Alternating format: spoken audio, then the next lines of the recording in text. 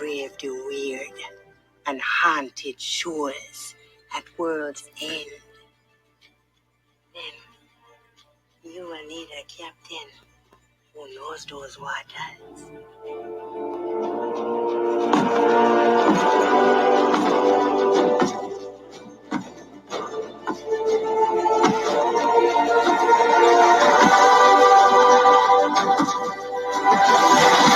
So tell me, what's become of my ship?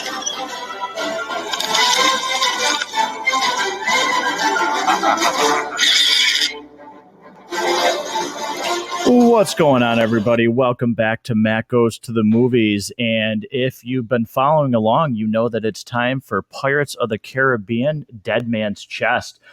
A little bit longer introduction, but just an absolutely one of my favorite scenes from this entire series. Couldn't really start this episode without it. But once again, I am joined by Rob and Harrison from the Basement Binge. And I might be more excited to talk about this movie than I was the last one, and I could not wait. So, guys, welcome back. Excited to be here. Thanks for having us. Same. Yeah, so, we're on this journey to review all 5 movies from the Pirates of the Caribbean series. And, like I said, the first one, Curse of the Black Pearl, was a lot of fun. It was a movie that Harrison and Rob both rated at 5 reels, and surprisingly, I was the lowest on that score with 4.85 reels. But, before we get into everything, once again, I want to give you guys an opportunity to, Harrison 1, talk about the Basement Binge, and Rob talk about something that you've been doing on the show as like a little extended universe side project. So, Harrison, why don't you go first, reintroduce yourself to listeners and give an introduction to the Basement Binge. Well, thank you. I appreciate the opportunity. So, yeah, like Matt said, I am Harrison from The Basement Binge, which is another movie review podcast very similar to Matt Goes to the Movies. So if you like Matt Goes to the Movies, hopefully you like The Basement Binge. It's available wherever you get your podcasts.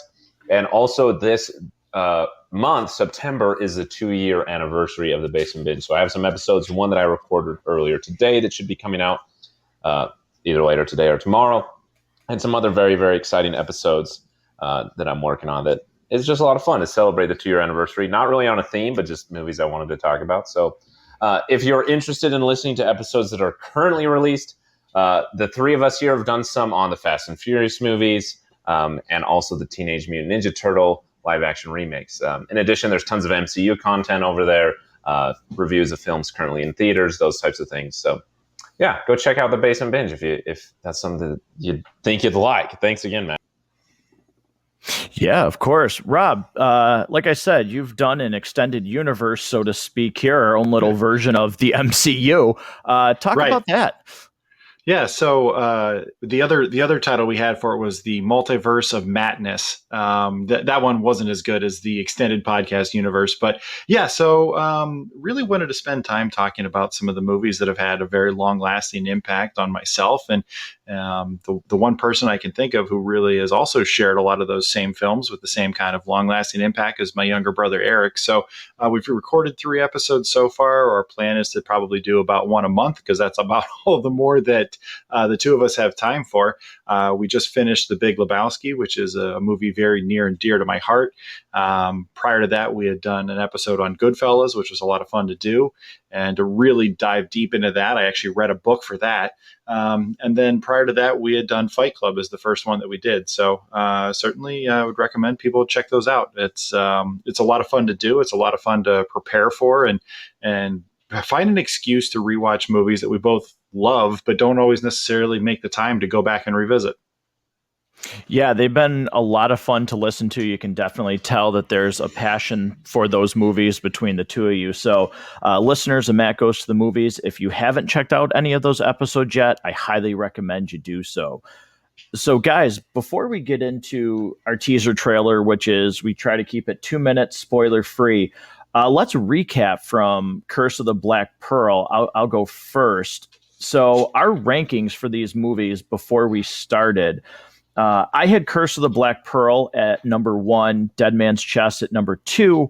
I had Dead Men Tell No Tales at number 3, at World's End at number 4, and On Stranger Tides at number 8. I just skipped 5, 6, and 7 just because it's so bad. But I'm curious to see, once we're all said and done, and maybe from movie to movie, if these rankings change. We're going to recap them after every episode to see if we fluctuate. But Harrison, go next. What was your recap? So my ranking here that I got him at was starting at the bottom, On Stranger's Tides, no surprise. Above that, Dead Men Tell No Tales.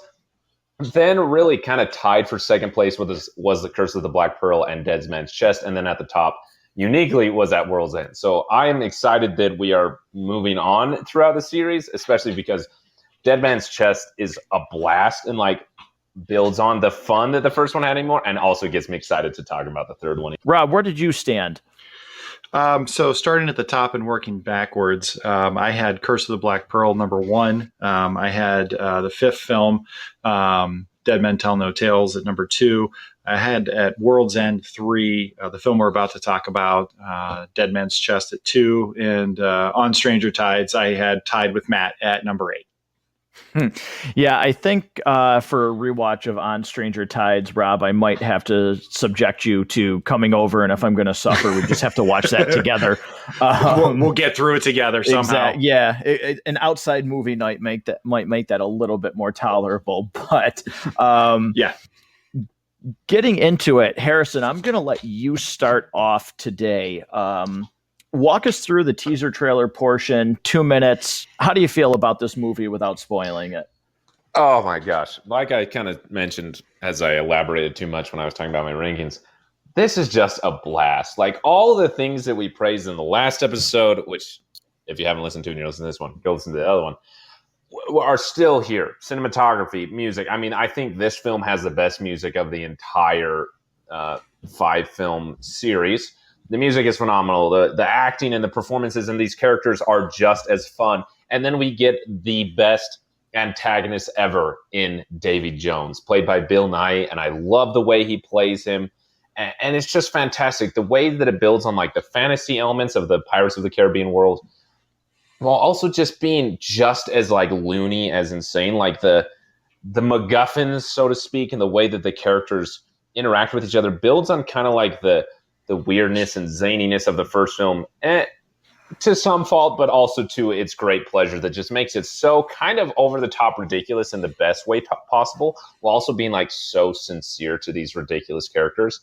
Crazy set pieces, great action, great sword fights like we talked about, and also still being incredibly funny. So, there is so much, because like to me, this film, Dead Man's Chest, and the next one, At World's End, are like so much of them are combined in my head because they're kind of like two halves of the same story. And so I always have a hard time remembering what things are in the third film and what things are in the second, if that makes sense. I forget. And so rewatching this, I realized like, wow, there is a lot that is just jam-packed in here. I mean, this is a long movie, but the whole time you're watching it, as it just goes from ridiculous moment to ridiculous moments, it's just like, yeah, this is a great adventure film. It's just a blast to watch. Yeah, Rob, I'm going to let you cap it off. I'm going to go next, but a lot of the things that Harrison said, I just echo the statements. Great score, really funny, really feels like this movie just expanded upon the first one and gives you a real world that feels lived in by these pirates. The elements with Davy Jones work really well. He looks fantastic on screen. There's also some really, really great dread with the Kraken showing up. I thought that was incredibly well done. Just everything, and probably one of my first ever oh my god moments for the ending that we played at the introduction. I just, every time I see this, and even now seeing that ending, I just get like a swell of excitement, like, oh my god, I can't wait to watch the third one. So this movie has made me consider my rankings. I don't know if I'm officially ready to change anything yet, but man, I forgot how fun this movie is. So I'll stop it there with my spoiler-free section. Rob? Yeah. So, I think, Matt, something you had said about the world kind of expands and feels really lived in. I think that's very accurate about this. In the first film, we were kind of introduced to this supernatural nature of this world that they inhabit. And they had their goal that they were trying to get to with, getting all the cursed gold back, and getting all of that undone. And all of these characters all have their separate, they go back and forth when they're collaborating and cooperating with each other, and when they're double crossing one another, only to turn out that they weren't actually double crossing one another. And we get some more of that here. And some of that's kind of fun to work through.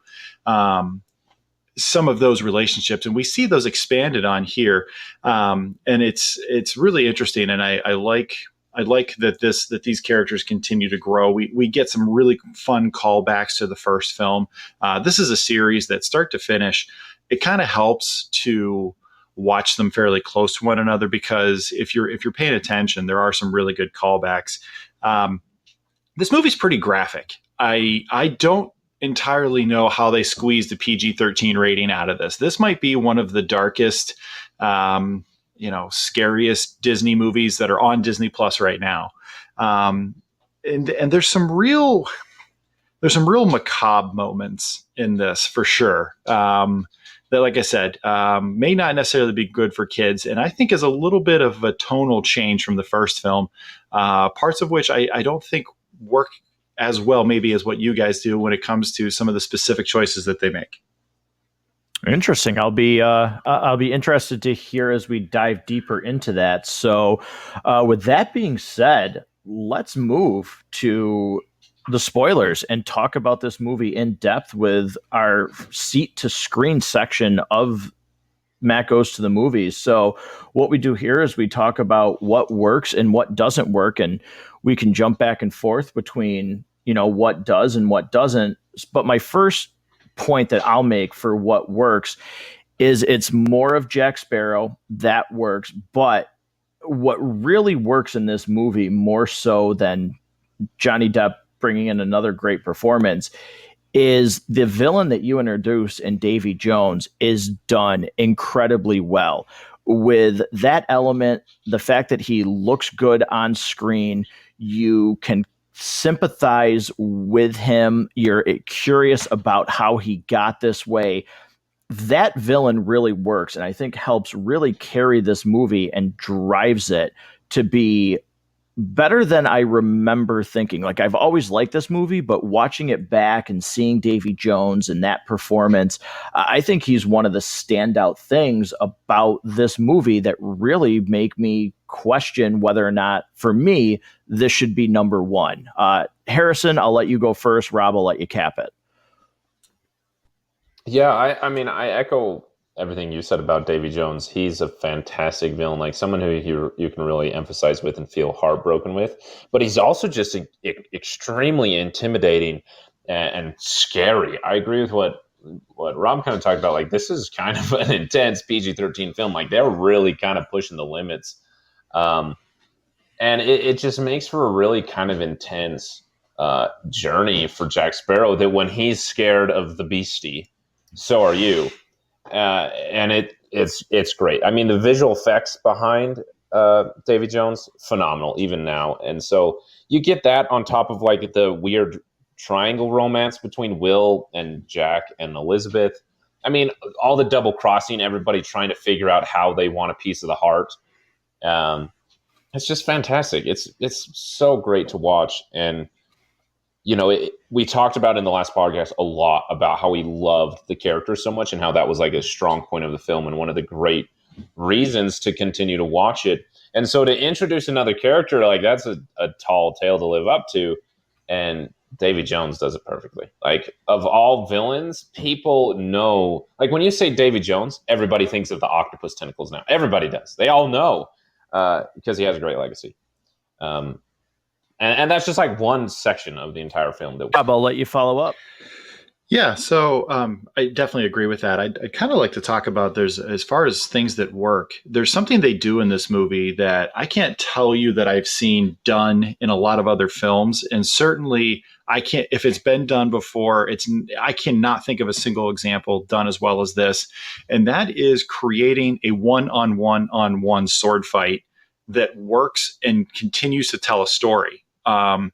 Pretty much that whole scene when they're on the island, and like we've been talking about, there's double crosses going on, and uh, everybody's kind of got their own agendas that are sometimes they work together, sometimes they don't. So from the moment they really begin that one-on-one between Will, Jack, and the Commodore, or the former Commodore Norrington, it's great. And to try to be able to pull that off, both in the long shot and the close-up shot, sometimes you can hide things by pulling up close. Sometimes you can hide things by pulling far away.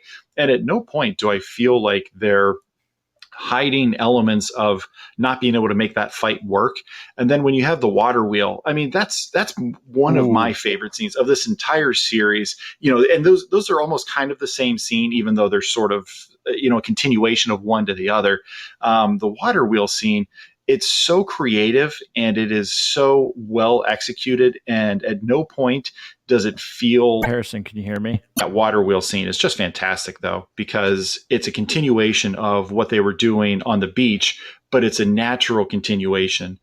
They're still doing that free for all one-on-one, but it's ridiculous. It's fun. At no point does it feel like they should just jump off this. Like, they need to be on there. Each of them needs to be doing what he is doing. Their motives at every point of that process are clear to understand why each man needs to do what he's doing and why he has to stop the other two from doing it. Like I said, I don't think I can remember another film where we have something like this, A, at all, or B, executed anywhere near at this level. The fight scenes in this series as a whole, I think, are really a high point, and some of the things that I think about highly when I think about Pirates of the Caribbean. Certainly, we praised those in the first film. I love that blacksmith fight scene that kind of starts things off a little bit when we first meet Will, or when Will and Jack meet each other. And this one, again, it's Will and Jack are almost kind of the best of frenemies, right? I'm never fully convinced that they're friends, that they're enemies, that they trust each other, that they don't trust each other, that they would die for one another, or that they would kill one another. I'm never fully convinced I know the answer to that. Yeah, I think that's a good point. And one thing that I want to talk about, and Harrison, you would certainly understand where I'm coming from with this because you've seen it. But with this movie, Rob, you talked about the fight scenes and everything that they do and the way that they film them. And with this type of movie, you would think that this is the type of series that you would have close cameras, very quick cuts, to maybe hide some of the things that these actors couldn't do with the swords. But this series isn't that, as opposed to, recently, well, it feels still recent, but Harrison and I both saw Snake Eyes, G.I. Joe Origins. Oh, and while geez. it's not a bad movie, you have people in that movie that are trained martial artists, that you have seen them in movies like The Raid and Warrior from 2019, not the MMA fighting movie, where they have pulled away camera shots of them actually doing, stunt choreography and hand-to-hand fighting. But in Snake Eyes, G.I. Joe Origins, the camera is up close, it's super quick cuts, and it's confusing because you have people that can do that kind of stuff.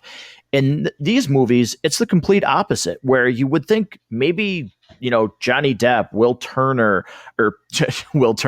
Orlando Bloom, and Keira Knightley, maybe they wouldn't be able to do some of the things that they show them on camera doing, but they film it so well. And that's one of the things that for me keeps drawing me into the movie, is because you can see these people on screen. And I do appreciate that when you don't know if it's a stunt double, or somebody else, you just see the actors doing what, they're on screen to do. I really appreciate that. I got to jump in here and say I agree. And even like that water wheel fight, that's an actual wheel that's like 18 feet tall, or maybe it was 15 feet. I don't remember. there was actually spinning, and because the director wanted long close-up shots of the actors spinning, and it worked so well, and even the way that not only just visually and choreographically, if that's a word, are the fight scenes and sword fights good, but like Rob said, they actually tell a story. Like, how many times in a film have we tried to have a fight between three characters that are all kind of, that's not like 1 versus 2, it's 1v1v1, and it just doesn't work. Nothing about it does. Where this, the choreography actually makes sense, and it's telling a complete story consistent with character motivations. It's just fantastic. Yeah, I totally agree. Harrison, I'm going to put you on the spot here to pick the next thing that you want to talk about, whether what works for you in this movie or what doesn't work, and then Rob and I can just piggyback. So you're up. Oh man, there's so many different things. One thing that I'll say that I think just works incredibly well about this film, which I don't know, maybe this is a minor thing, but I think it is, for me, one of the reasons why this film is still rewatchable, is the way that the Kraken is. I mean, like, the Kraken is just intense. The visual effects for it, the story behind it, the music. I mean, like, the Kraken thing. Come on, Hans Zimmer. You're just getting everyone is shaking their boots with that. It's just fantastic consistently. And the way that it adds so much dread to the entire story, and you feel almost like locked off. You know, we talked about how the first film felt like freedom at the open sea. This is like, oh my gosh, get away from the sea as fast as possible. And it really does feel dreadful, and adds like a really, really strong presence to the character of Davy Jones. So the Kraken would probably be one of my favorite parts, but also just throwing like the visual effects in general is something that really works super well for this film.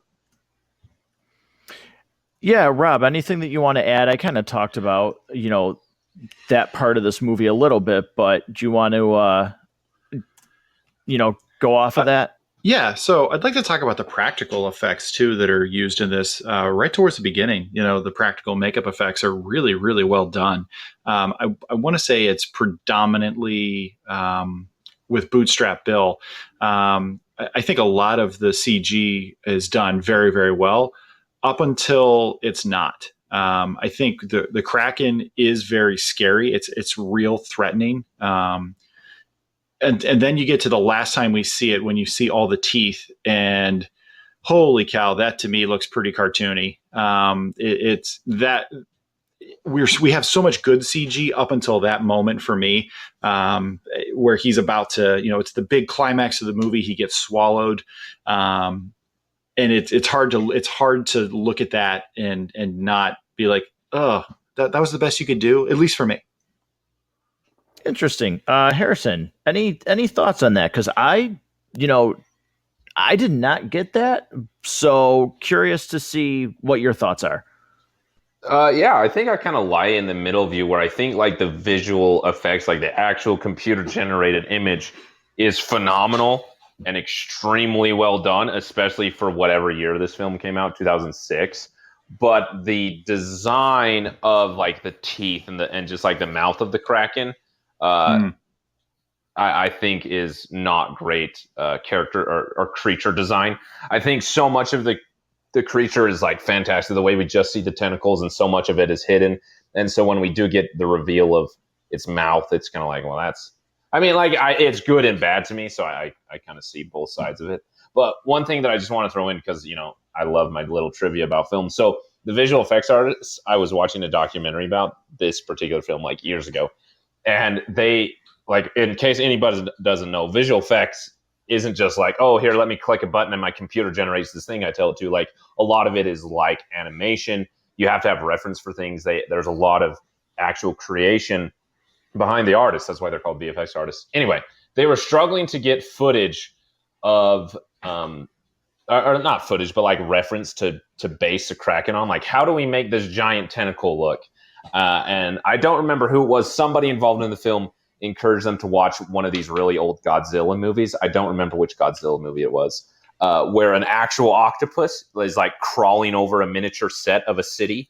and they use that as reference for the Kraken, and like it works so well. And so I just think that that little tidbit I just had to share. I love old Godzilla movies. Yeah. Oh man.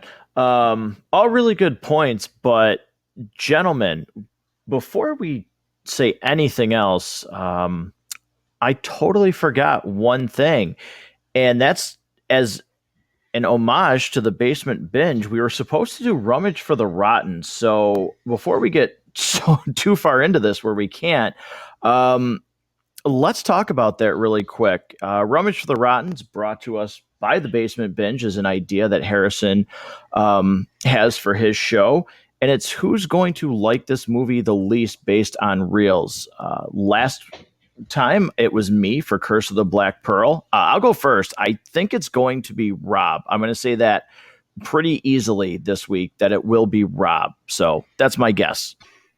I'm going right along with Matt. There's not much division here. I think it is going to be you as well, Rob. I think if I guess like the whole order, I think from, bottom to top, it's going to be Rob, me, and then Matt.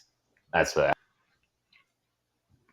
It's me. I'm the rotten. I know it already before we get to the end. And I kind of think Harrison's right too. I think Matt's going to like this the most. He's going to be not far behind him. I think I'm probably at least a full reel behind both of you. Oh, all right. I'm excited.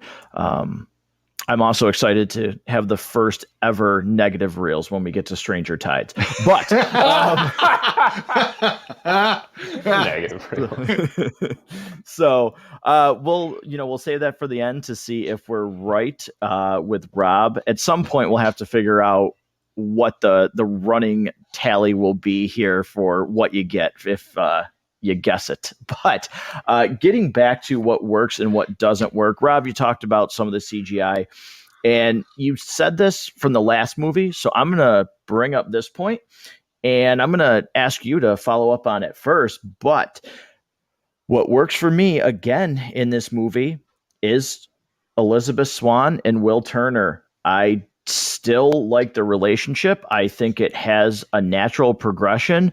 I actually enjoy I don't even call it a triangle, because I think it's actually really, really well crafted. I don't think there's any merit or like actual substance to the relationship between Jack and Elizabeth. I think it plays perfectly well. So I really like that. I know, Rob, you said it's more to do with like Orlando Bloom. You're not really a big fan of him in these movies, but I think their relationship progresses really well. And it's something I still enjoy with this movie. So I'm going to let you go first. Sure. So I wasn't a huge fan of Orlando Bloom's performance in the first film. I like him better in this one. And I have to agree with what you said. I feel like their relationship here is a natural progression.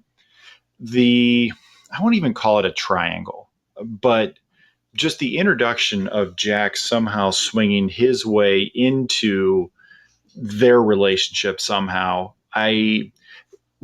Again, talking about things we haven't seen before. This is an aspect of the film that is very well written, because they avoid the easy tropes. They avoid the lazy screenwriting that we could have seen easily in an example like this. And they give us a much more complex situation with a lot more nuance. It's easy to see Elizabeth not necessarily being in love with Jack, but possibly in lust with Jack because of all of the things that he represents, that freedom, that carefreeness that she and her stuffy provincial life have never really explored. Certainly she gets a little bit of that with Will. But Jack represents something different altogether. Will's the guy you can bring home to mommy and daddy, and Jack's the one that rides up on the Harley in the black leather, jacket, that you really can't. And there's an appeal to that. I think we can all think of women we know that are in love with the bad boy, and there's an aspect of that to Jack, and there might be some appeal to Elizabeth briefly. There's a short period of time where she has an emotion towards him, but it's not the same as what she actually does have with Will and recognizes that she has with Will. That's different. I want to say this though, talking about their relationship, getting to the end of this movie, I just praised the screenwriting. Now I want to trash it just a little bit. What else do you expect from me? When we get to the end, so Elizabeth handcuffs Jack to the ship and, kind of tricks him. Will sees this. Now, I guess in some aspects, she doesn't know that he saw it. But it seems strange to me that she hides this from him to try to create this extra layer of tension by not sharing it. And like I said, I get that she doesn't necessarily know that he saw it. But it feels weird for somebody that should have been your husband by this point, that you're not fully sharing all of those details. Like, hey, here's what I did. I tricked him. I put him there so that we could all escape. This is what happened.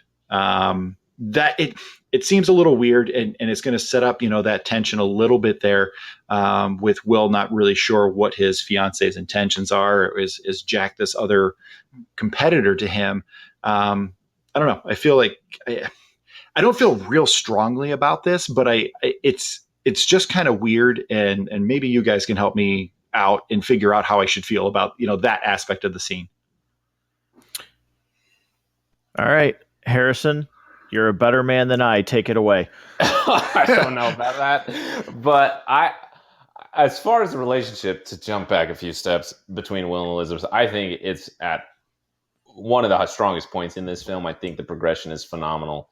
I think the draw that they have and the commitment they have towards one another is really a strong driving force in the story. And I appreciate the correction of it not being a triangle, because I really do view Jack and the compass pointing to him, so to speak, more of like a temptation than in like an actual love. And that like the difficulty dealing with that temptation and accepting it versus not accepting it. And I think that's why Elizabeth doesn't say anything to Will, is one, how do you say that to somebody? Like, oh, hey, by the way, I like pretend to be in love with this guy so that I could handcuff him so that he stayed behind without knowing it, so that we can escape, but he's dead and we're okay. Like, how do you talk about that? Second, I think that there's a little bit of like, I don't know what the embarrassment, right word maybe? is, embarrassment, shame, maybe a little bit of like excitement, like evil excitement type of thing, with just the entire idea of like the temptation around Jack that she's been struggling with the entire film, not wanting to accept that. And I think accepting that she had like sway over him, that she actually could, manipulate him, so to speak, makes her kind of embarrassed or ashamed to be honest about that, because she's struggling to accept her desire for that herself. Like, if that made any sense. Yeah, one thing that I think is incorporated with that is, Rob, you mentioned how you don't ever think that you're not really sure what Jack and Will's relationship is. Are they friends? Are they enemies? Would one die for one? Would one, really truly finally ever betray the other? But I think part of, Elizabeth's guilt is, this guy just came back and saved them. Like, if it wasn't for Jack doing what they didn't think he would do, they would all be dead. And now she's going to actively make it so that Jack won't be alive anymore. I think she, has guilt over that, and it's hard for her to explain everything, because she does have a little bit of burden of, I'm going to, consciously leave this man behind after he just saved all of us. That's kind of how I interpret her not really saying anything and being so broken up where she can't just tell Will, like, oh, hey, by the way, I thought this was the only choice that I had, and this is what I did to make sure all of us were safe. I think that probably makes a lot of sense. It's part of it too is just the complexity that we talked about, that it's not a true love triangle. It's something completely different. It's not fair to call it that. So to understand what her emotions are when they're in the shack there towards the end would be pretty tough to really nail down, I think. Yeah, no, I definitely think that that works, and I think that that shack scene really shows a lot of the emotion that everybody's feeling, and the fact that they do, and especially I think Orlando Bloom's character will. I think it does solidify the fact that he's not just sad because the pearl's gone, and in the movie we learn that he's thinks he could use the pearl to help free his father from Davy Jones. I think he's genuinely sad over the fact that they lost Jack. It's not just about the ship. I think this is somebody who, regardless of the in between, at the end, I think he feels that Jack would be there and would help them. So I really like that scene. Even before the ending, I think it shows a lot of really good emotion from, even though these guys are pirates, especially the two that were with Barbossa, and them just saying, oh, Jack was a good man and everything. Like I think it shows that they still have a code, so to speak, and they do miss the fact that Jack's gone. I think it's something, if I just kind of jump off from what you're saying and kind of take it a little bit further, I think it's something that just really works extremely well about this film, especially as a follow-up, is that I was watching it with my wife, and constantly she kept asking, like, well, who's the bad guy? Are these people bad? Are they a pirate? Are they good?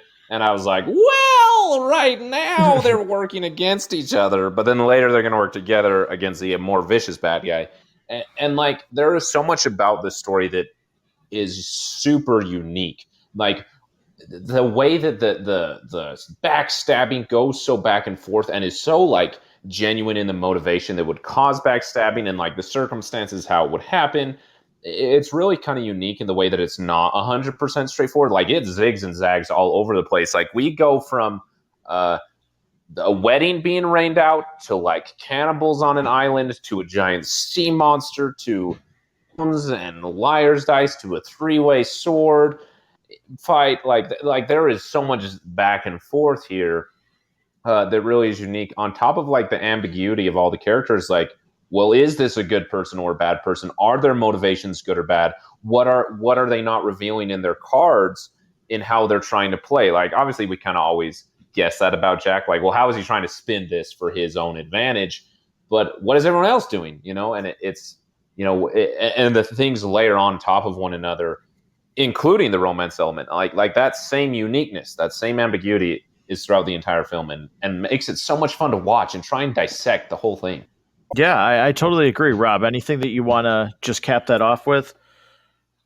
There's to me, I think there's a lot of fun elements in this, but if we're going to start approaching the territory of some of the things that don't necessarily work, I think to me, some of the fun, some of the sense of adventure that we praise so much about the first film, and certainly there are elements of it in this, I think kind of get dulled a little bit by some of the darker elements. And I kind of want to talk about one of the first scenes we see, which is the cannibals and the bone cages.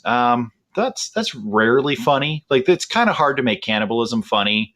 It's kind of hard to make being stuck in a cage ball full of the bones of your former crew members.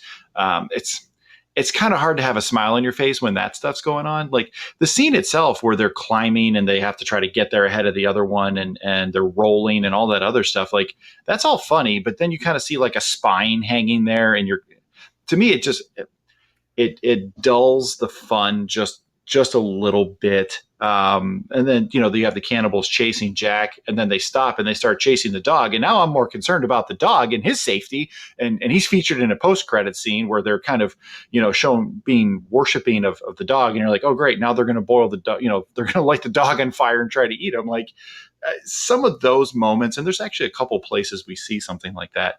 To me, I don't know. I think there's some things that don't need to be in this movie. I want to also talk about another scene that I think is kind of pointless in general, because I don't think it moves the story along in any meaningful way. And it just really makes this movie a lot darker, and to me takes away some of that fun element. And when Bootstrap has to use the Cat of Nine Tails on his own son, and then we see the results with the wounds on his back, it feels really unnecessary to me. What did that scene add? I mean, am I missing something? Do you guys feel like that scene really added anything? Because that's a pretty dark scene. That's definitely not one I'm going to have the kids in the room for. And just when you start introducing these kind of elements, it's hard to really have that big silly grin on your face throughout the rest of the film when you've got the great music going that is always fun every time you hear it, and you get to that really fun water wheel scene that we talked about earlier. I don't know. Am I missing something? Or do you guys feel like that scene needed to be there or did anything? I'll jump in. I see where you're coming from. Like, it doesn't, it's not like that scene really comes back. I think, more than anything, it's really to show how far, as we learn more about Davy Jones, I think it's meant to show how far he's fallen from, where he was supposed to be as the captain of the Dutchman. But some of that we don't learn, until the third movie about why he's like this and why he decided not to fulfill the deed of the captain of the Dutchman. So I think, yeah, I can see your point of it doesn't hold a lot of weight in this movie, because I think if everything would have been tied together of why he became this and that scene was there, I think it could have had more meaning. But in this movie, I can see where you're coming from. I would agree. I think that there is just like a level of like excessiveness to this entire film. Like, this film is almost 3 hours long. A movie about pirates is only 3 hours long. Like, I'm not complaining. It's great to watch, but like, that's kind of excessive to have it go on that long. And there is a lot of moments that are just kind of full of fluff. And I agree with you. There are some moments that was just like, oh, geez, like that was just a little extra intense.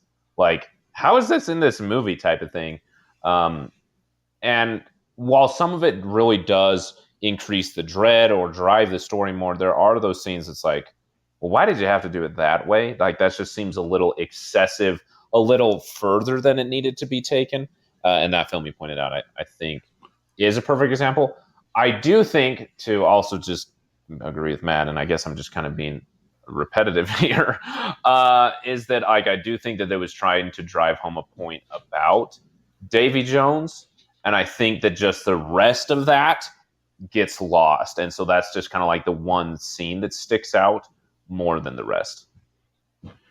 So we get another scene later when the Kraken attacks the ship and there's prisoners on board, and they say, what should we do with them? And he says, there are no prisoners. And these guys, they're not just like killed. They're axed in the head.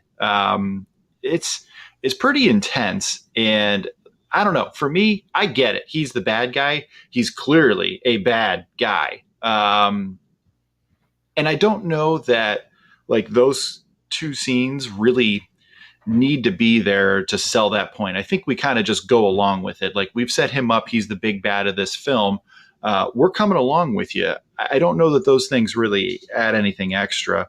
And I kind of feel like just the disembodied heart is kind of gross and a little bit excessive. And I, in a movie that's supposed to just be fun and an adventure, there's some, I would call that just an element of horror, being introduced into this. In fact, I'd call some of those elements that we just talked about pulled right out of, Friday the 13th or Saw or any of those other things that we typically watch around Halloween.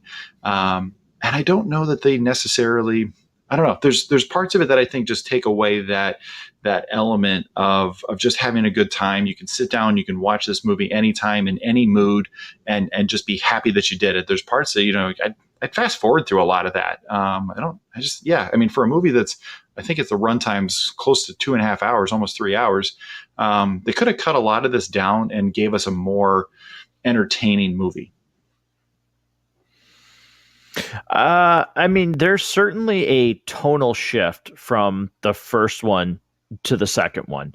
You have your villain in the first one, and Barbossa and everything, but even the violence in the first one, because like it's fun, so to speak. Like that might sound weird, but yeah, there's definitely a tone shift from the first to the second, and the second and third. The second and third, and the way that I like think of these movies is, I'll be interested to watch, 3 and then 4, because it almost feels like 2 and 3 are really like together. And then thinking back on 4, and like when I rewatch it again, it's almost like 1 and 4 are almost connected a little bit more than 2 and 3 in terms of the tone for me. So I'm going to be curious to watch the other ones back, because 2 and 3 to some degree feel like it's part of, an original and sequel, and 1 is just kind of, 1 was the Kickstarter, but because of the way the tone is in the second and third one, they feel more in line than it being a trilogy, so to speak, for me. Yeah, I think that makes a lot of sense. And when you think about other big trilogies, obviously this was intended to be a trilogy by the time they shot the second one. When you think about Indiana Jones, the first one was adventure. It was fun. The second one is dark, like really dark. Yeah. And I think we kind of forget it because it's got the great music, and it's indie, and he's got the whip, and he's our hero. And go rewatch that second one, and it's like really dark. And then you get back to the third one, and it takes it back to kind of the fun and the adventure. And, he's arguing with his dad, and everybody's having a good time. And it kind of feels very similar. Matt, I think you said it perfectly, just a tonal shift for the second movie. And I think that's maybe why it just doesn't work for me as well as the first one. I actually just... Go ahead, Harrison. You go first. I was going to say, I genuinely had nightmares about Temple of Doom as a kid. It's easy.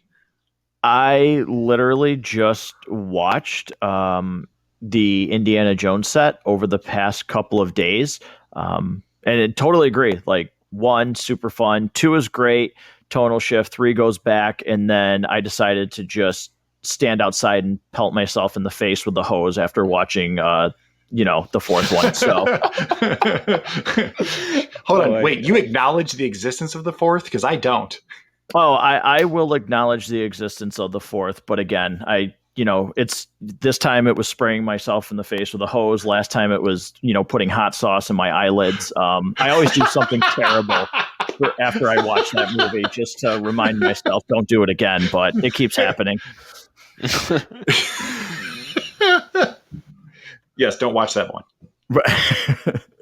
So, all right. But talking still, what works, what doesn't. I've pretty much said my piece about what I think works about this movie. Guys, anything that you want to add to this section before we would maybe move on? Yeah. I want to talk real quick about the compass. Oh, go ahead, Harrison.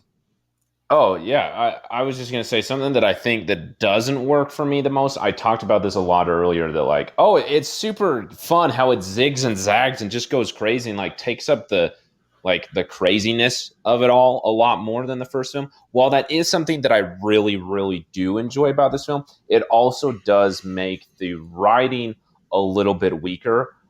Where the first film, we talked about and really praised how it felt really authentic, for lack of better words, how the characters came together and got on a journey together. Where this film, it feels a little bit more first like, oh, hey, these characters were fun last time. Let's make sure we get them together again. And how quickly both Will and Elizabeth are willing to just go on a wild goose chase for Jack. It's fun. I love the journey, and I'm glad it's there, and I'm glad for the way that it zigs and zags, because it really makes for a lot of fun. But there is a weakness there to me. It's really? They're just going to go do what Jack says just because? So yeah, that would be a weak point for me. But I'm also curious to hear what Matt says, or what Rob says.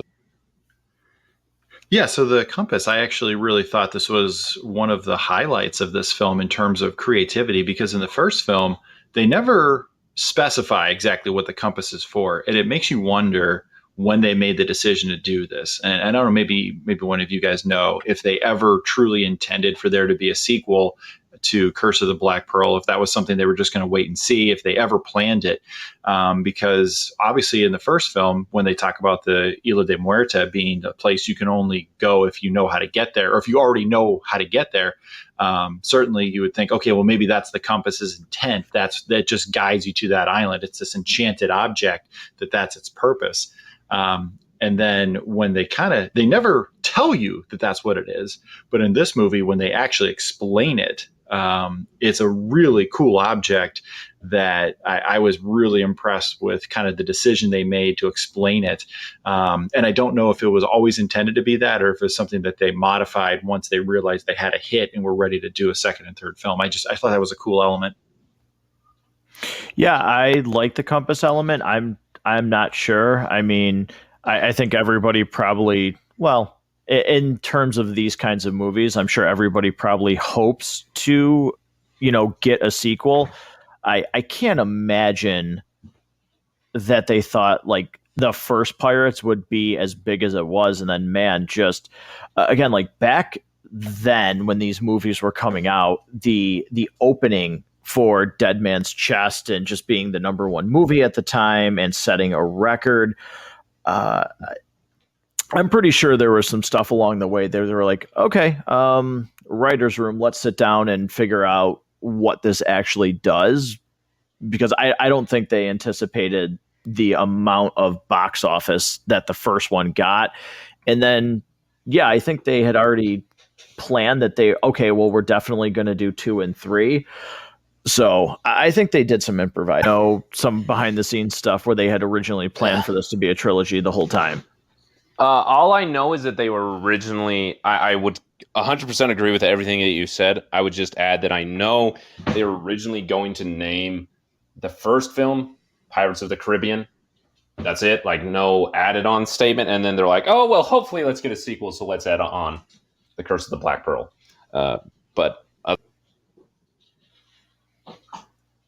Interesting. So, guys, if you don't have anything else, I feel like we can move on to From the Lobby. Any objections or any last statements? Let's go to the lobby. All right. So From the Lobby, this is where we talk favorite scene, least favorite scene. Rob, feel free to mention the fact that Will gets the tar beat out of him. But one of my, obviously, is the wheel scene and just the transition, like everything that happens almost in that entire stretch. Hey, Dash, I can't find them. Them chasing, the chest and them fighting on the wheel, just everything that happens there, it is so fun. And it never feels like anything is, more important than the other scene. Nothing gets lost in the shuffle. I just feel they did such a good job with that transition of what was going on. That's one of my favorite scenes. I have a couple that I really want to point out, but I'll start with that one. And Rob, I'll let you jump in next. So the one-on-one that follows into the wheel scene is not just my favorite scene of this film. It's my favorite scene of the series and is actually among my favorite scenes in all of cinema.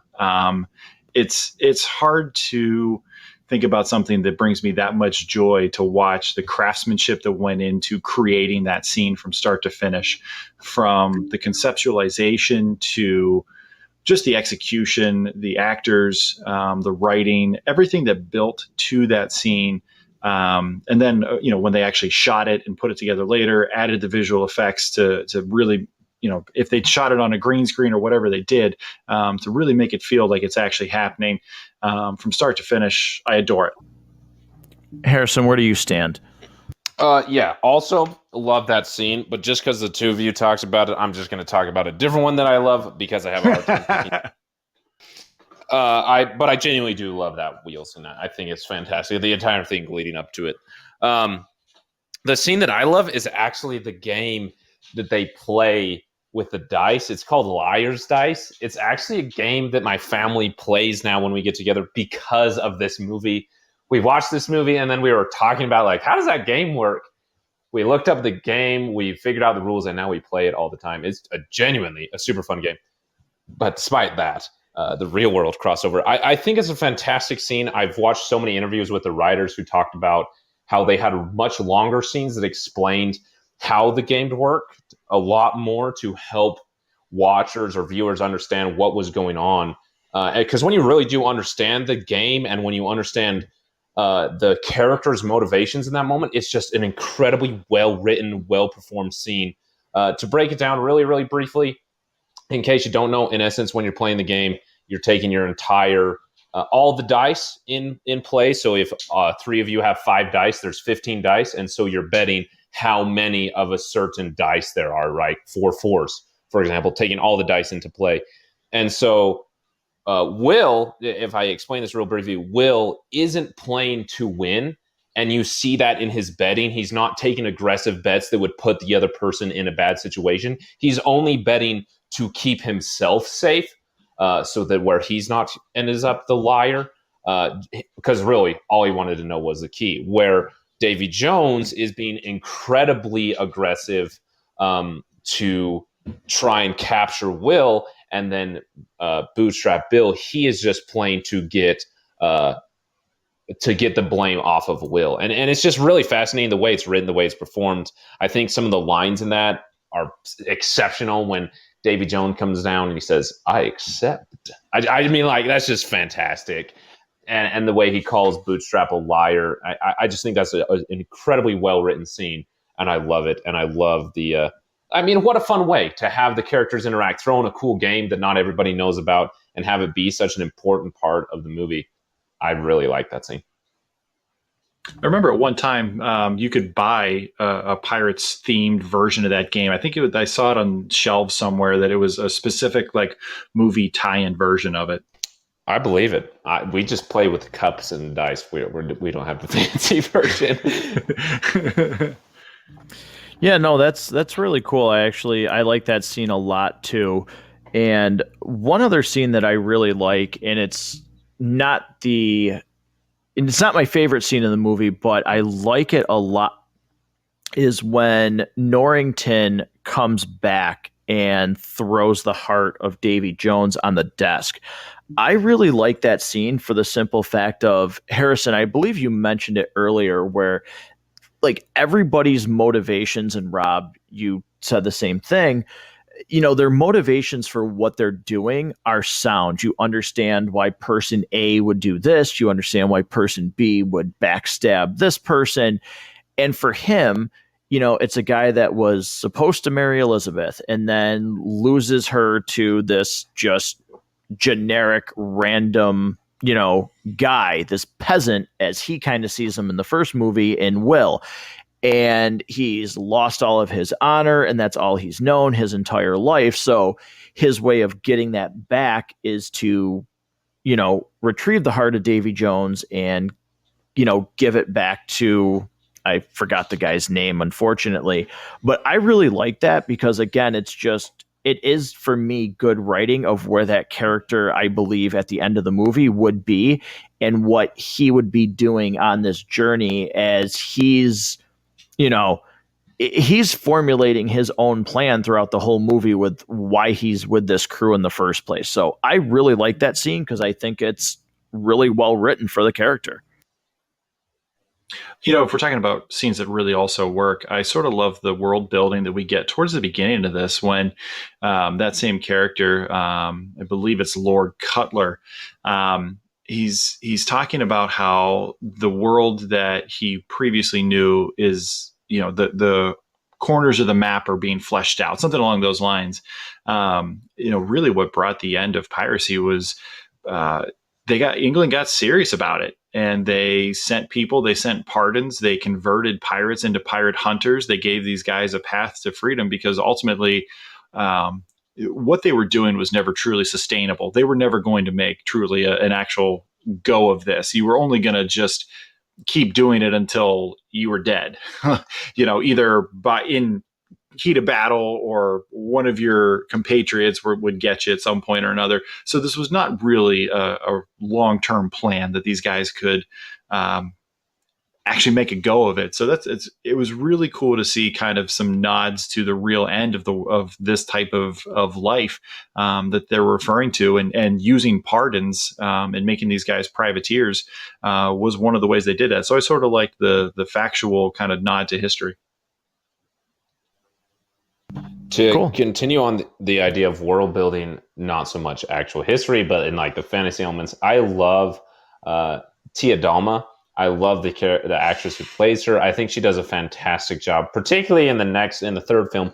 But that initial interaction we get with her when they go upstream to talk to her, and Jack Sparrow gets his jar of dirt, which is hilarious. I mean, like, that's just funny.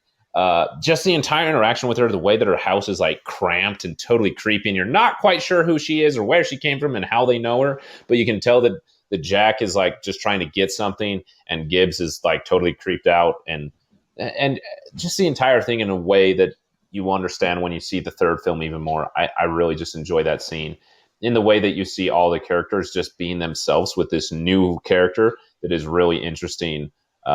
And is a fun performance to watch. On top of that, it's got some hilarious lines, like the way that Jack Sparrow, he's like, dirt. And just the way he says dirt cracks me up every time. I'm weird. I just, quirks like that get me rolling, so I enjoy that. No, I think that first scene with her is a lot of fun, and just like you said, just a little quirkiness with Jack about, well, it's a jar of dirt, and she's like, well, give it back. He's like, no, like, well, if you want it back, then I'm going to keep it. Those parts are really, really funny. I like those a lot, and I'm just going to jump in. I'll throw one more scene out there, and it is the ending where we find out that Barbossa is still alive and he's going to lead this team on the voyage. I just love how, she says, what would any of you do to fetch back Jack and the Pearl? Everybody says I, except for Elizabeth, because she's so proper, she has to say yes. But I love that scene. But I honestly, because you see before somebody laying there and you see Boots when they first visit the house, I honestly never, ever back then thought it was going to be Barbossa. And when that scene hits and he comes down, again, I mentioned it at the top of the show, I was so genuinely excited in the theater and just like, oh my God, yes, what's going to happen? And then also looking back, I was just like, oh, I wonder what the third one will be called. And I'm like, oh, they mentioned it right there. Like, they gave you the title of the third movie in the line where she says, you'll hunt its shores at World's End. I was like, what an idiot. I didn't notice that. Yeah, I got to agree. I remember sitting at home, my family and I, we were watching these films for the first time on DVD. We probably rented it, I think, from Netflix. Back when Netflix sent DVDs. But I remember watching it. And he came down the stairs, and I was just like, no way. And I just, what a way to end the film and also set it up for the next one. Because, they shot the two films back to back, in case anyone didn't know that. So clearly they were planning on the third 100%. And so I love the way that they add the cliffhanger, that it is so much fun. On top of that, seeing the third, having seen this third film, it gets me even more excited. Like I talked about on the last episode how I love the third film. It has a soft spot for me. It's probably my favorite. So that ending gets me so excited for the next week. Yeah, I'm really excited to revisit the third one because I've not seen that one in a while either. This was fun to rewatch. I've had, I don't want to call it a love-hate relationship with this movie. I think when I first saw it, I didn't come away loving it the way that I loved the first one, the first time I had seen it. And I think, Harrison, you've kind of talked about this on your show a little bit, just especially with La La Land, how you didn't watch it right the first time. And I might have been guilty of that the first time I watched this movie. And I probably was expecting it to just be just the first one with a different story. And that's not really what we got. We got some of it, but they went a different take on it. And I can remember the first time I watched this movie, I wasn't into it. And then on subsequent rewatches, I've appreciated it more. I've appreciated the elements that work. And when I force myself to just watch this movie for what it is, and accept it for what it is, as opposed to trying to compare it too much to the first one, which is among my favorite adventure movies I've ever seen, I'm able to enjoy it more.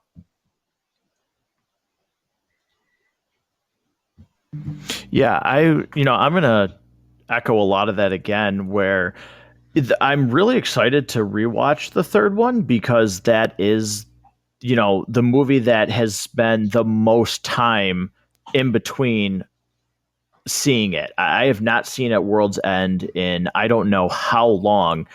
And I'll be interested to rewatch it, especially so close to watching these other ones, and really see how I feel about it. Because, like Rob, you said with this one, that was at World's End for me. I didn't hate it, but I didn't think it was super satisfying.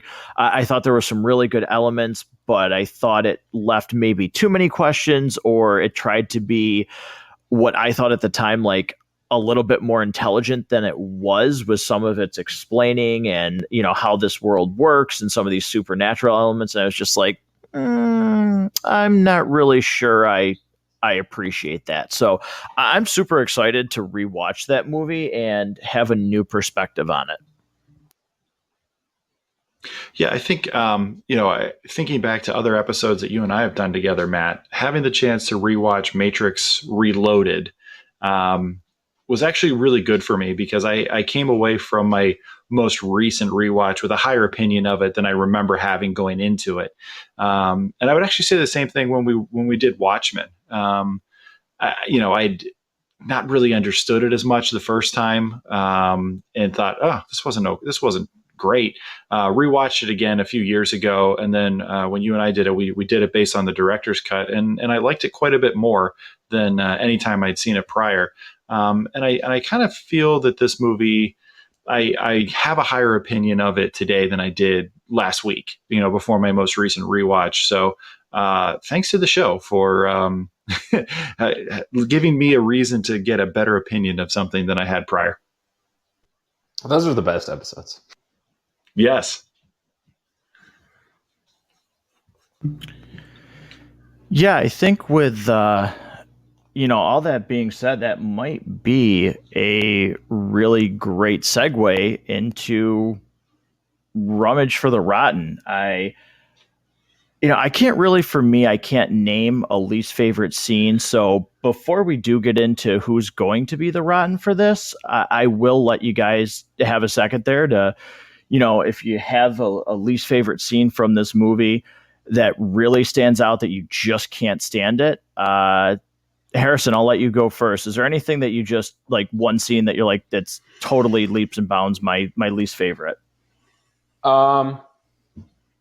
I try and rummage through my brain here real quick, it would be, I actually don't have one. I'm trying to like scrub through the movie mentally and try and remember all the scenes. I really don't think I have one. Like, there are some, like I talked about, like not just me, like we talked about, there are some moments where this film does have some weakness, that maybe it tries to do too many things and goes a little bit too far in some things. But for the most part, those are few and far between. That scene isn't so much a scene as it is just like a moment within a larger scene that I dislike. And so there's not one moment where I'm like, oh gosh, I can't stand this. It's just like, oh yeah, like this is pirate movie. It's just not quite perfect. So I don't have a scene to mention. Rob, anything on your end that just, I know you said the scene that we talked about with Will, but anything else that, really just is like your least favorite scene in terms of this movie? So a scene that you guys actually both said you liked, the first scene in the cabin with Tia, to me, there's some really important exposition where we learn a lot about some of these supernatural elements. We learn sort of a lot of the rules of how this movie and how this world works, that we didn't know from the first one. And that's all important. To me, the scene drags a bit. I think it's probably too long by at least 25%.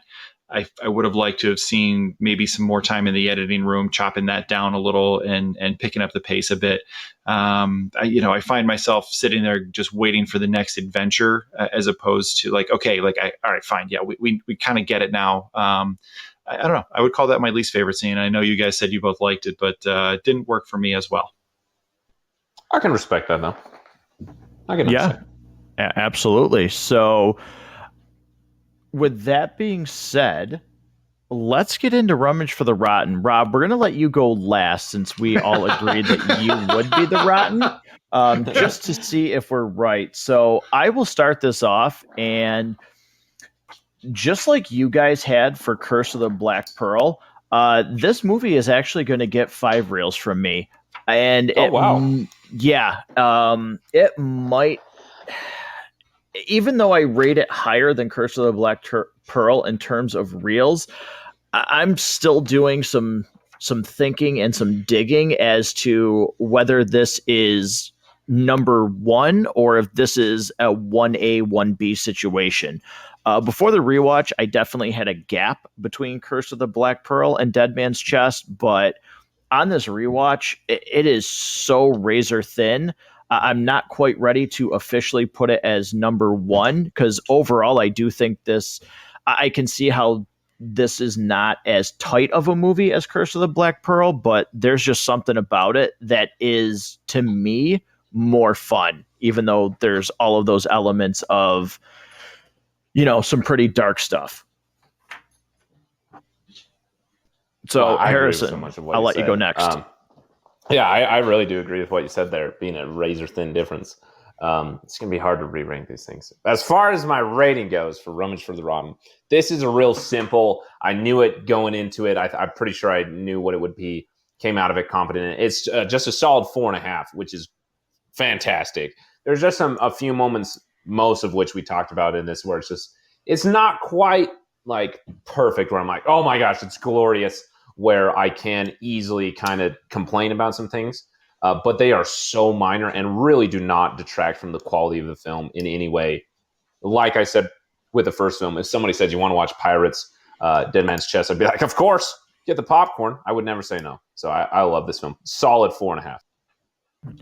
All right. And here comes Rob with his 12 and a half reels to fool us all.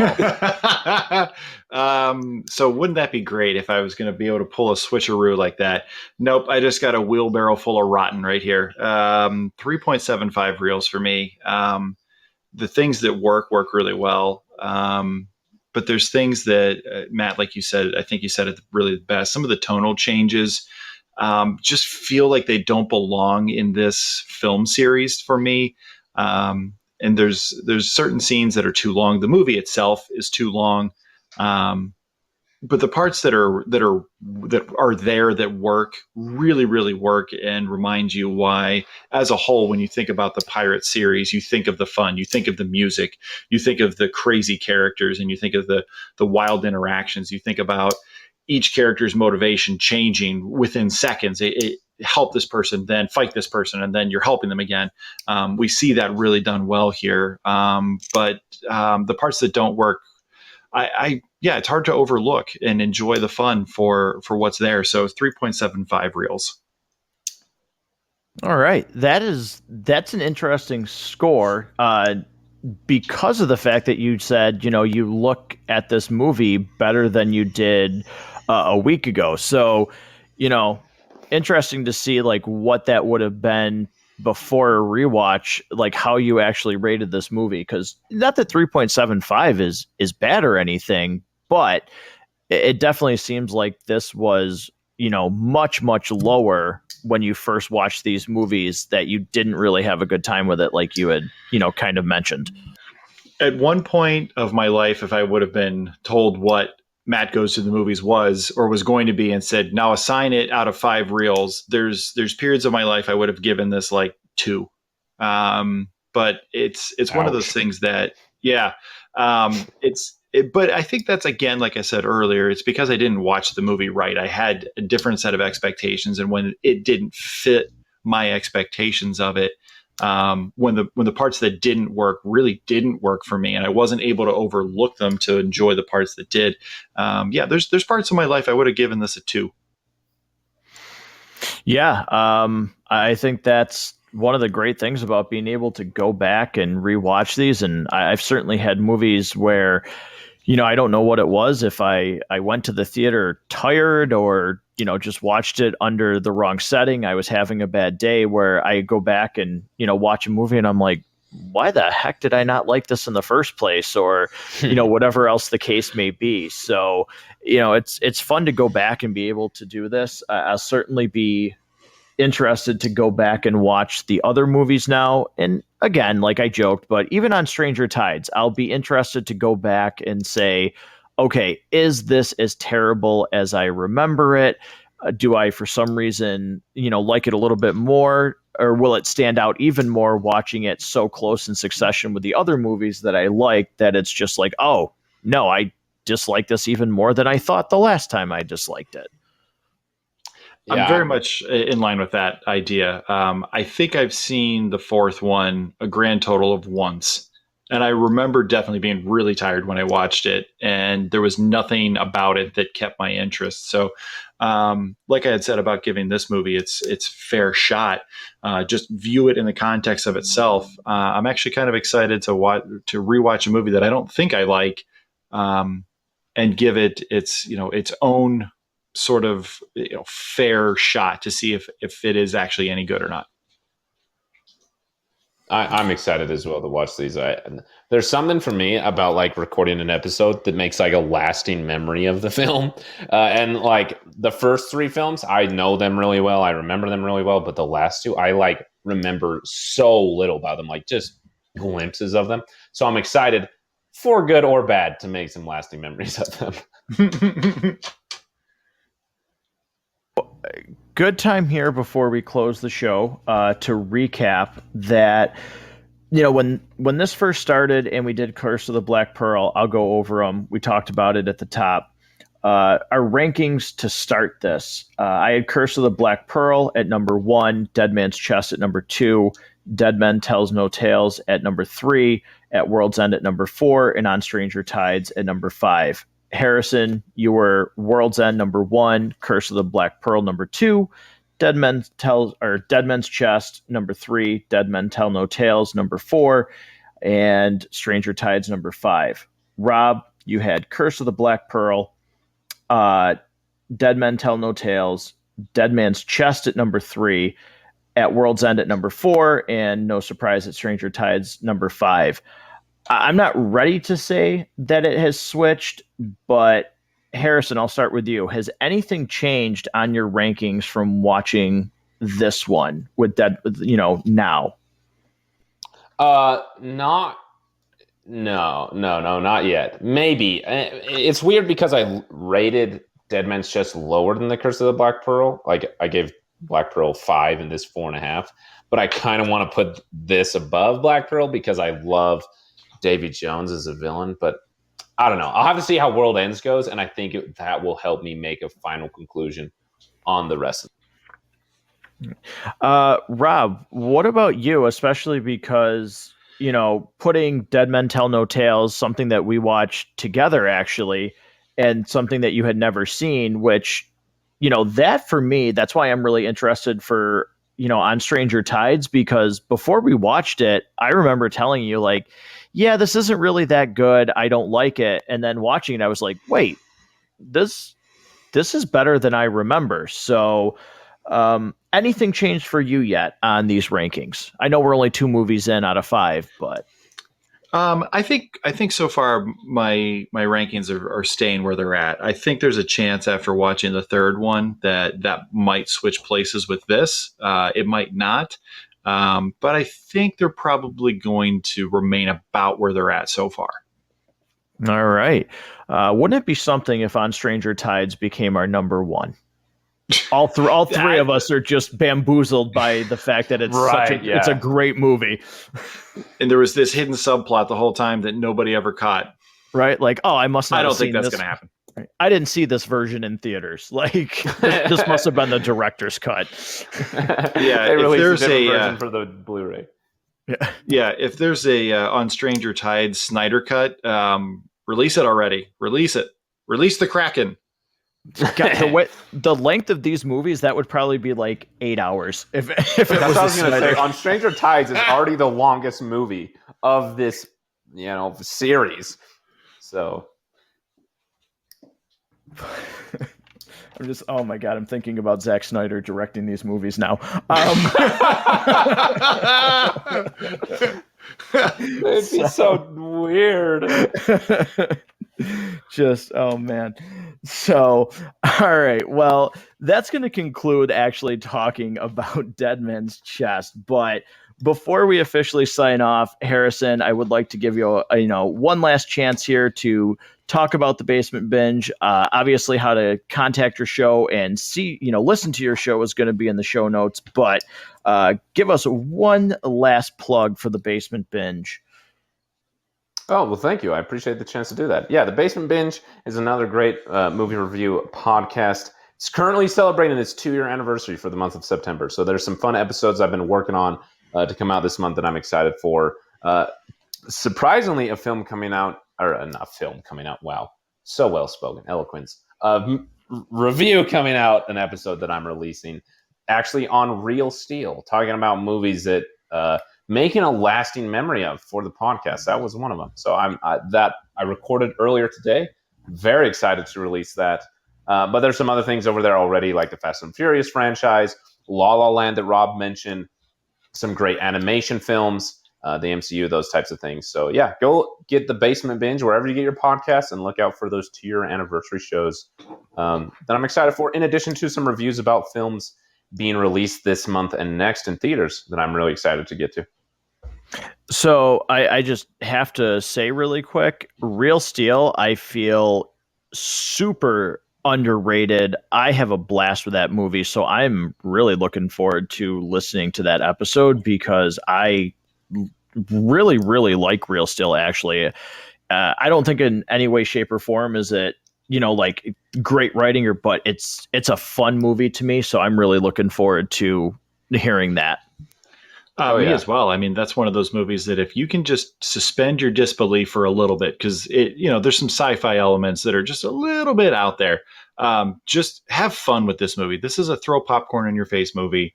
I'm also very much looking forward to listening to that episode when it comes out. Yeah, I'm excited for it. I was actually recording it, thinking about what the two of you would think, especially you, Matt, because I know you love Hugh Jackman, and I talked about Hugh Jackman a lot in that episode. So I was like, oh no, I wonder what Matt's going to think. So I'm glad the two of you like that film. I agree. I think it's really underrated. So I was not originally planning on doing that episode, but my schedule got adjusted and there wasn't really like a film that I felt like reviewing. And I was like, I'm going to do Real Steel. No one's going to download it because I don't think there's a huge audience for it. But I'm excited to do it. So if you are listening to this, one last plug for the Basement Binge. Real Steel is on Netflix here in the US. Go watch it. Then when the episode comes out tomorrow, listen to the episode. You won't regret it. I love it. Rob, before we sign off, once again, talk about some of the stuff that you're doing. Maybe if you have any clue as to what might be coming next, with your extended universe. So Eric and I started kind of talking about a few things, and we were afraid that we would run out of ideas real fast. And then, we both started throwing stuff back and forth. So at this point, it's just a matter of narrowing it down. So we're pretty excited about that. Probably going to be a couple of weeks before we get our schedules together to do it. So we haven't picked the fourth entry in the EPU yet, but I'm definitely excited because there's a couple of things we've talked about that would just be a total blast to do. And again, these are going to be movies that over a long period of time have really had an impact and have stuck with you. The lines have stuck with you, the scenes, the characters. Just different elements about it really stick with you for a long period of time. While you're at it, definitely we should celebrate properly because we're recording this Thursday night. Sunday is International Talk Like a Pirate Day, so I'm pretty excited that we are in the middle. We're 2/5 of the way through the Pirates of the Caribbean series. So if you are listening to this on September 19th, it is International Talk Like a Pirate Day. So, knock back a glass of Captain Morgan and go back and rewatch the Pirate series. It's a great way to celebrate it. And I don't think Matt planned that, because I don't think you knew that that's what Sunday is until I told you that. But it is actually a thing. So, and while you're at it, when you're knocking back a glass of Captain Morgan watching Pirates, email Matt Goes to the Movies at mgttmpodcast@gmail.com, and make sure to like the show on Facebook, Instagram, and TikTok, and leave your thoughts as well. Yeah, I had no clue, but sometimes about talk like a pirate, but sometimes the stars just align perfectly, and that's just how it goes. But Rob, I'm just gonna say one thing here, and if I'm wrong, I'm wrong. But I'm going to suspect that somewhere along the line in the extended universe, you're talking about the movie Clue. That had to have a profound impact on your life, right? Yes, I adore that film. It's not one of the ones that we've discussed, but oh my God, in terms of clever writing and great lines, yeah, that's one that everybody should see. Oh yeah, fantastic! I don't know why that last came line of up. the film. Like, I have no idea why that came to my head, where you were like, oh, we're talking about things that we could do in the future. I'm like, Clue's it. Yeah. But no, thanks for plugging the show. The ways that you can get in contact with the show, all of those will be in the show notes. I know I look forward to the next time we're together for Pirates. And as always, listeners, thank you so much for being a part of the show. Continue to comment on the Facebook page, Instagram, send emails, let us know what you think about the Pirate series, any other episodes, and we look forward to bringing you more content real soon, between the Basement Binge and Matt Goes to the Movies. Till next time.